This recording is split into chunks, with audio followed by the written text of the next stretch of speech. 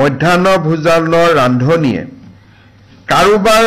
যি ধৰণে নহওক কিয় পৰোচনাত পৰি কৈ থাকে যে অক্ষয় পাত্ৰ আহিব আমাৰ চাকৰি যাব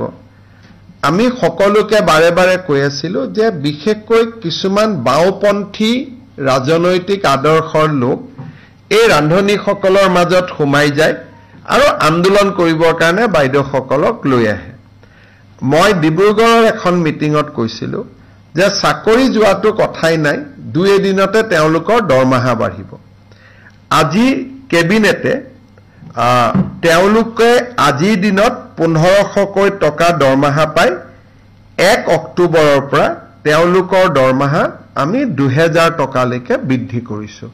অৰ্থাৎ ৰাজ্য চৰকাৰে 500 টকা আগতে দি আছিল কেন্দ্ৰই 1000 দি আছিল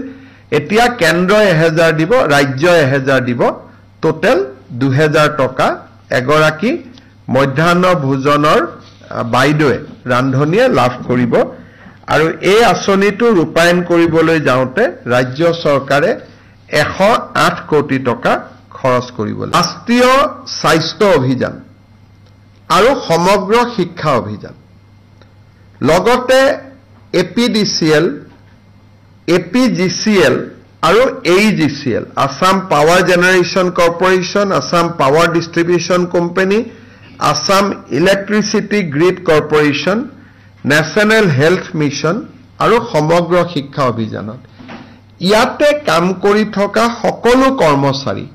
আমি আপোন ঘৰ আঁচনিৰ সুবিধা দিম অৰ্থাৎ ৰাজ্য চৰকাৰৰ কৰ্মচাৰীয়ে যেনেকে আপোন ঘৰ আঁচনিৰ সুবিধা পায় এতিয়াৰ পৰা ৰাষ্ট্ৰীয় স্বাস্থ্য অভিযান সমগ্ৰ শিক্ষা অভিযান আৰু অসম ৰাজ্যিক বিদ্যুৎ পৰিষদৰ তিনিওটা কোম্পানী এই আপোন ঘৰৰ সুবিধা পাব অৰ্থাৎ নিজৰ ঘৰ নিৰ্মাণৰ বাবে তেওঁলোকে 30 লাখ টকা